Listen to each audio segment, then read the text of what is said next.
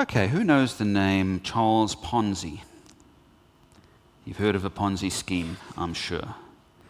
Charles Ponzi was an Italian immigrant in the States. In 1919, he claimed that he discovered this brilliant way to make great money, and it was all through international postal coupons. So invest with me, he said. I'll give you 50% return in just 45 days. People were captivated by his charm and by his charisma, and the early investors who had this great profit. And so word spread like wildfire about this opportunity to make big bucks. So soon people were lining up outside of Ponzi's office to make their fortune. Many people withdrew their life savings. Some mortgaged their homes. In the early days, Ponzi was collecting $1 million a week from these investors. But what none of them really knew was that there was actually no business behind his operation. The early investors were just being paid with the money from other investors. And as long as new money flowed in, money could flow out as well. And the scheme worked perfectly for a while. But of course it couldn't last, and it all collapsed within a year or two, and a lot of people lost everything. It is estimated that the total losses were around $20 million, which is about $270 million today.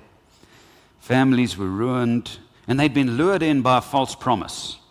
They'd been lured by a kind of a bait and switch. He baited them in and then switched it out when they had already made their investment, because he never really told them the true cost. Now, this Lent, we're looking closely at Jesus. We saw on Ash Wednesday, those of you who were here or who watched it online, how Jesus wept for Jerusalem.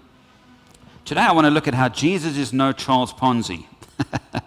Jesus isn't a bait and switch man, drawing you in with false promises and then disappointing you as you have invested in him.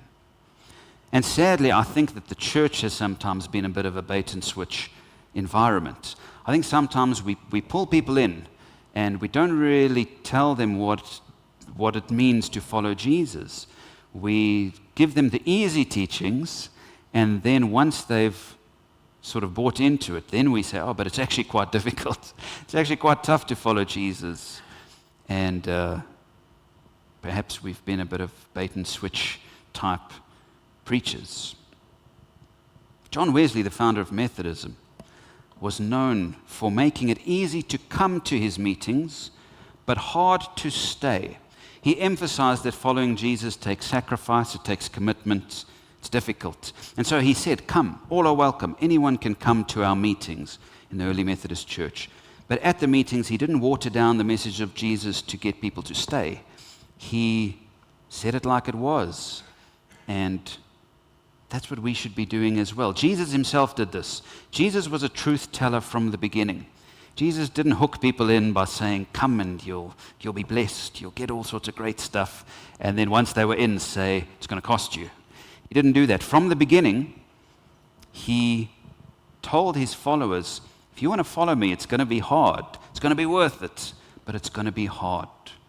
And so I hope that today we can see Jesus' difficult teachings and not be sort of bait and switched, but know what he wants from us from the beginning. Let me read from Luke 14 so you can see what I'm talking about. The words of Jesus in Luke 14.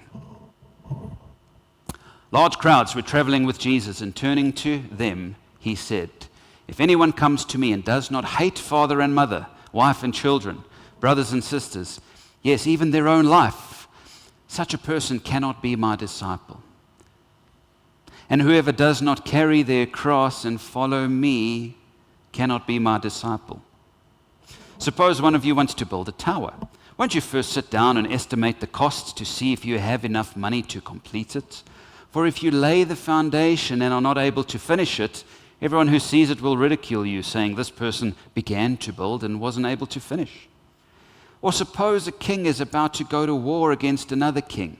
Won't he first sit down and consider whether he is able, with 10,000 men, to oppose the one coming against him with 20,000? If he is not able, he will send a delegation while the other is still a long way off and will ask for terms of peace. In the same way, those of you who do not give up everything you have cannot be my disciples. This is the word of the Lord. Thanks be to God. So Jesus told them, it's not going to be easy. If you want to follow me, it's not going to be hard. It's actually going to cost. Now, just to clarify, the forgiveness of sins is free. And I think maybe this is why the confusion comes in, because churches are always proclaiming, you don't have to pay for the forgiveness of sins. You don't have to try and commit, and God will see your commitment and forgive your sins as a result. It's free. And I think what's happened is that message of it's free has crossed over into the message of discipleship. And somehow we've got it in our mind. We don't really have to do anything for God because His forgiveness is free. But it's a mixture of the messages. Forgiveness of sins is free because Jesus paid the price. He paid the cost. But it's still going to cost us to follow Him, to walk in His ways. It's still going to be difficult, and we need to know that. And so if you've had a sort of a bait and switch message which says everything's free, just come and receive, just receive, receive, receive, without anyone ever saying to you, commit, commit, or maybe saying only later, commit, then maybe they've got it wrong. I think Jesus from the beginning said forgiveness is free, it's paid for, but commit to me. If you don't commit to me, you're going to follow and you're not going to finish. You're not going to finish like that builder building the house in his parable. You see, I think some of us end up being uncommitted Christians because we're just following the crowd, number one. We're just following the crowd.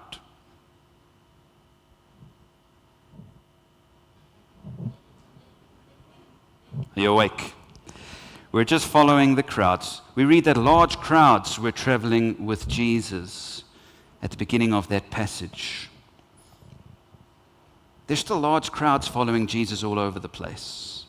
I mean, we're one. We're a crowd that follows Jesus, right? And we're growing. We're about 100 now on a Sunday. Across the road at Woord en Lewe, there's thousands every Sunday. There's Trinity around the corner in Sunwood Park. There's the NG Kerk there. There's the Anglican Church. There's the Wesleyan Church in the same complex as us here. There's all those churches in town. Everywhere there are little crowds or bigger crowds, wherever you go, that follow Jesus, and that's great. And I think a lot of the time, people come to church just because there's a crowd and somebody invites them and they come along. Maybe you're just used to going to church and so you come along and that's just it. I think that's fine to start with. You come to church because that's where the people are, and that's fine. If you're here because you're just following the crowd, that's fine. Come. But we don't want to give you a false view of the Christian life. We want you to move beyond just being here because it's where the people are.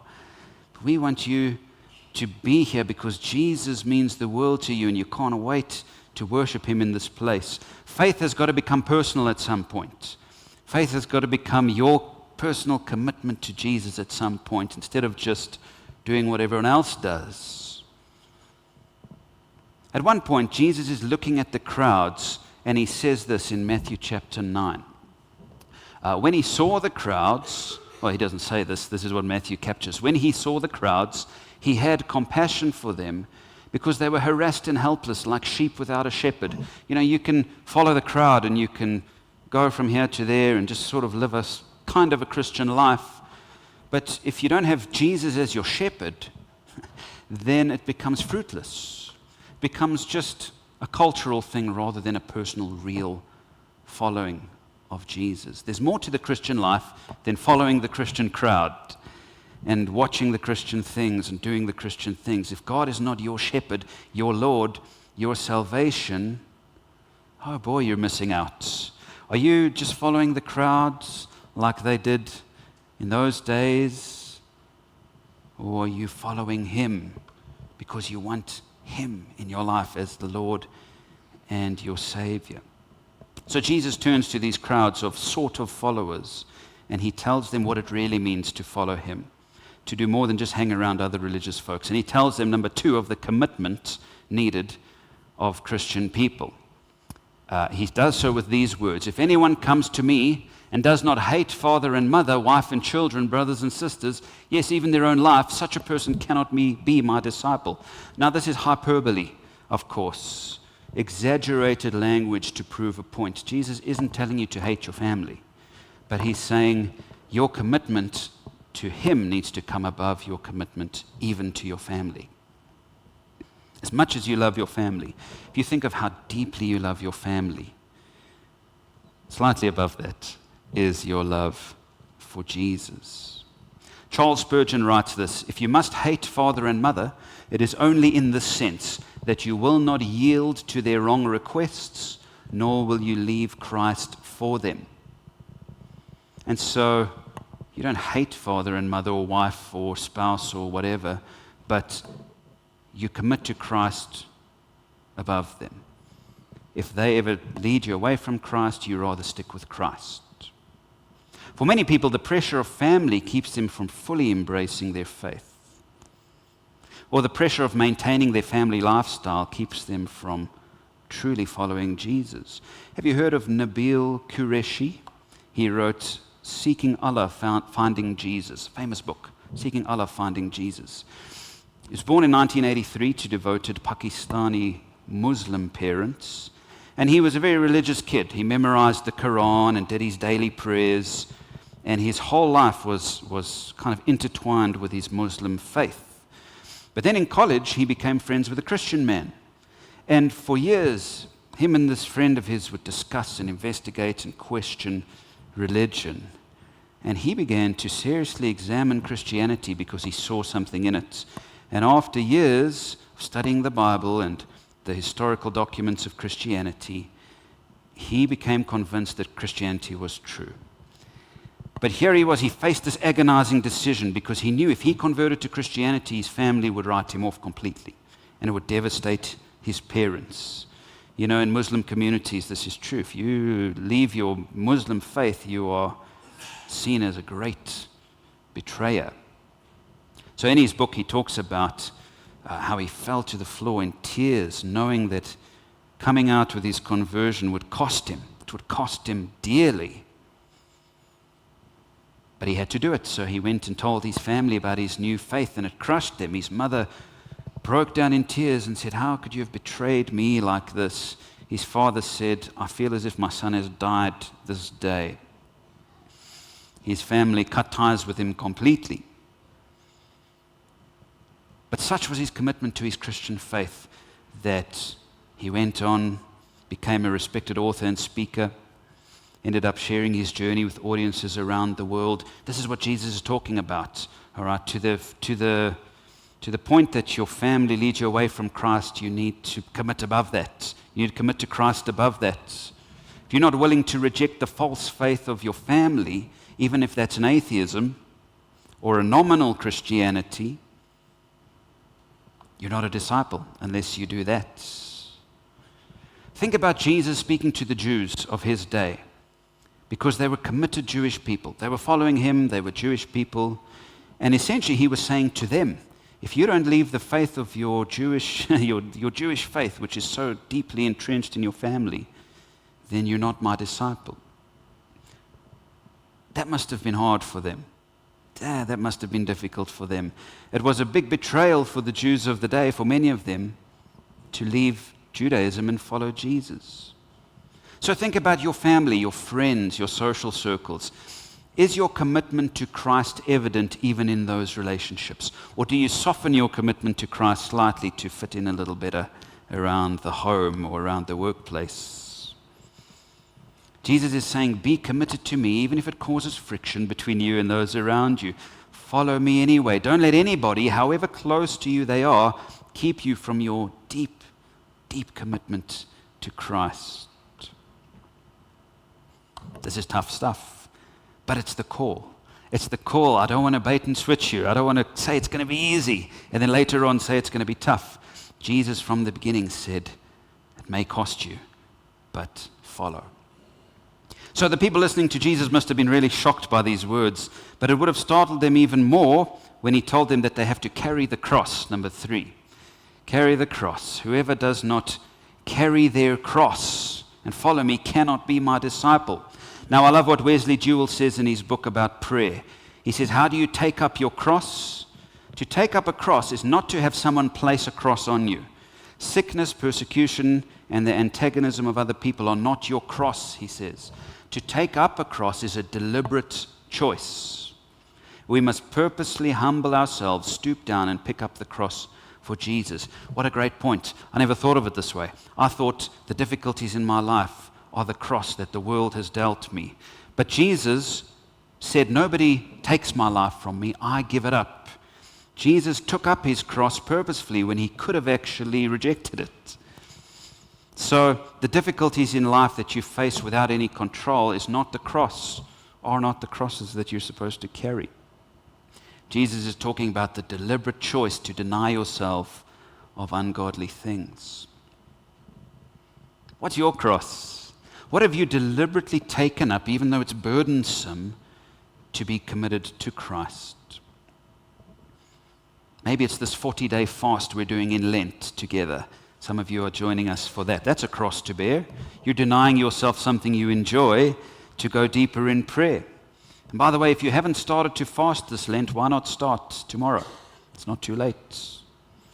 Take up your cross by foregoing your lunch or your coffee or your social media or your TV or whatever, and you go hard after God in those moments instead. But what about on a more permanent basis? What has God called you to deny yourself of and take up the cross so that you can walk committed after Him? You know, Christians have to deny themselves all sorts of things. I mean, for one thing, every Christian gives up their Sunday, right? Their Sunday morning. We come to church. It's a bit of a cross to bear because, oh boy, Sunday is the one day I could sleep in, right? But you take up that cross and you come to church, you worship alongside the people of God because that is what God has called you to do. Maybe you deny yourself revenge.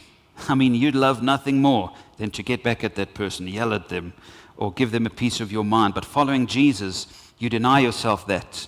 You take up your cross and you follow Him and forgive instead. Sometimes that's a cross to bear because you could rightfully attack, but you take up your cross instead. For many people, the pull towards certain sexual things that aren't holy is a difficult thing. It's a cross to bear, right? People who have got same-sex attraction have to take up that cross and deny themselves so that they can do things God's way. People who are tempted towards pornography or adulterous relationships, sleeping together before marriage. The world says, do it doesn't matter. Jesus says, take up that cross, bear that cross. Maybe holiness is a cross for you to bear because you have to deny yourself something that feels right, but you know it's not God's way. Maybe God calls you to deny yourself 1/10 of your income and tithe it. That's a cross to bear. I mean, you could use that 10% for all sorts, right? But you take up that cross, you sacrifice something that you have as an act of love. Christ calls us not to an easy life of just being forgiven the whole time. There's more to it than that. He wants to forgive you, He wants to give you grace, but He wants you to take up your cross and deny yourself. And friends, remember, this is not to deny you good. This is not to make you miserable in the name of God. This is actually to free you for deeper joy, deeper love for God. He doesn't want His disciples to be miserable, but He wants to free them from worldly things. Look at what the Scripture says about Jesus and the cross that He took up in Hebrews. One of my favorite verses. The writer says, let us run with perseverance the race marked out for us, fixing our eyes on Jesus, the pioneer and perfecter of faith. For the joy set before Him, He endured the cross. What a verse. For the joy set before Him, He endured the cross, scorning its shame, and sat down at the right hand of the throne of God. How did Jesus carry His actual cross? Because He knew on the other side of this journey is joy like I've never known. And so I'll go through the difficulty for the joy set before me. Will you carry your cross for the joy set before you? Not because it's the right pious thing to do, but because denying yourself will bring you the joy that God has for you. Jesus calls us to radical self-denial, not to beat us down, but because the greatest joy is found in enduring the crosses God calls us to bear. So will you consider carefully the cost, number 4, the cost of following Jesus? Remember what he said in those 2 parables. Suppose one of you wants to build a tower. Won't you first sit down and estimate the cost to see if you have enough money to complete it? For if you lay the foundation and are not able to finish it, everyone who sees it will ridicule you, saying, this person began to build and wasn't able to finish. And then the second story, suppose a king is about to go to war against another king. Won't he first sit down and consider whether he's able with 10,000 men to oppose the one coming against him with 20,000? If he is not able, he will send a delegation while the other is still a long way off and will ask for terms of peace. In the same way, those of you who do not give up everything you have cannot be my disciples.